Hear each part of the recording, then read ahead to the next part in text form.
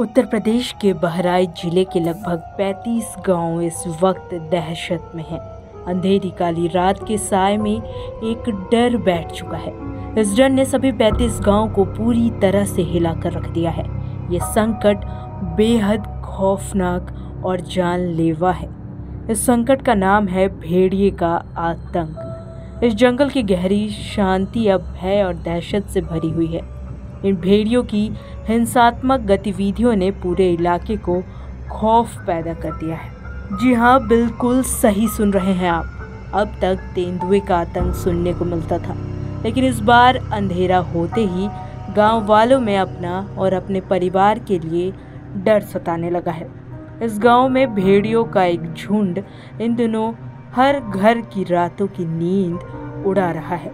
ये भेड़िए इतने निर्दयी और खतरनाक हो चुके हैं कि उन्होंने बच्चों को अपना मुख्य निशाना बना लिया है। सिर्फ बच्चे ही नहीं, बड़े भी इन भेड़ियों के खौफ से बच नहीं पा रहे हैं। भेड़ियों के पैर के निशान ने गांव वालों की दहशत और बढ़ा दी है।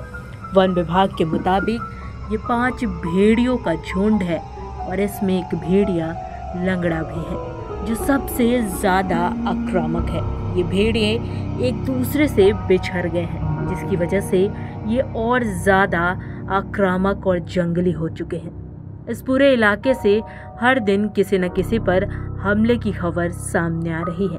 ये भेड़ियों का झुंड इतना शातिर है कि रात के अंधेरे में दबे पांव लोगों को अपना शिकार बना रहा है।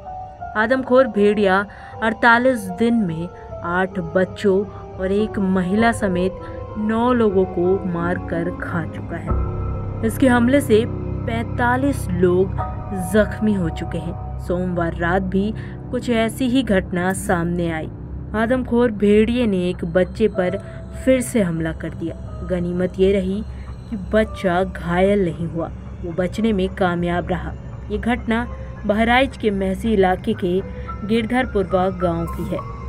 जुलाई महीने से लेकर अब तक इन खौफनाक भेड़ियों ने कई मासूमों की जान ले ली है। बच्ची की चीख सुनकर भेड़िया वहां से भाग गया और फिर उसी गांव के दूसरे घर में बच्चे पर हमला कर दिया। वह बच्चा भी बाल बाल बचा।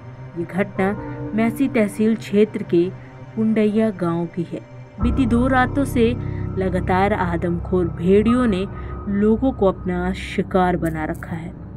इन सारी बातों को जानने के बाद अब सवाल ये उठता है कि आखिर ये भेड़िए इतने जंगली और आक्रामक कैसे हो गए। भेड़ियों के बड़े हमलों के कई कारण हैं। इसमें रहने की जगह कम हो रही है, खाना कम हो गया है, साथ ही नेचर के साथ उनका संतुलन बना रहता है, उसमें भी कमी हुई है। पर्यावरण और वन्य पर्यावरण से जुड़े लोग इसकी वजह यही बता रहे हैं। चूँकि जंगल कम हो गए हैं और उनके खाने के लिए शिकार नहीं मिल पा रहा है, लिहाजा बिहेवियर बदल रहा है। पहले वो इंसानी बस्तियों से दूर रहते थे, लेकिन अब जबकि इंसानी बस्तियां फैल रही हैं और उनके रहने की जगह के करीब पहुंच गई है, लिहाजा वो अब इंसानों पर ही हमला करने लगे हैं, उन्हें अपना शिकार बना रहे हैं। वन विभाग से जुड़े अफसरों और विशेषज्ञों का यही कहना है। उनका कहना है कि इस इलाके में घाघरा नदी बहती है, उसमें बाढ़ आने से भेड़ियों को अपना नेचुरल आवास छोड़कर बस्तियों के करीब आना पड़ा है। आमतौर पर भेड़िए नदी के पास ही रहते हैं ताकि उन्हें प्राकृतिक तौर पर खाना और पानी मिल सके। बाढ़ आने से उन्हें अपना घर छोड़कर जब भागना पड़ा तो उनके सामने खाने और पानी दोनों का संकट होगा। दूसरा वजह ये है कि इससे उनके बीच तनाव हो रहा है। जब तक वो अपनी पुरानी जगह नहीं लौटते, तब तक उनका आतंक बना रहेगा। भारत में सबसे ज़्यादा भेड़िए मध्य प्रदेश में हैं। साल 2021 में जानवरों की जनगणना के अनुसार मध्य प्रदेश में 700 के आसपास भेड़िए हैं, लेकिन वहाँ इस तरह के हमलों की खबर कभी नहीं आई। इसकी वजह यह है कि वहाँ जंगल पर्याप्त बड़े हैं, जिसमें जंगली जानवरों के लिए पर्याप्त जगह है। दूसरे मध्य प्रदेश आमतौर पर जंगलों के आसपास के इलाकों में बहने वाली नदियों में भी कभी ऐसी बाढ़ की खबर नहीं आई, जिससे जानवरों को अपनी रिहाइश छोड़कर बस्तियों के करीब आना पड़ा हो। वन विभाग पूरी मेहनत से इन भेड़ियों को पकड़ने की कोशिश कर रहा है, लेकिन समस्या ये है कि अब तक सिर्फ 3 भेड़िए ही पकड़े जा सके हैं। ये 3 भेड़िए भी अपने साथ कई रहस्यों को छुपाए हुए हैं।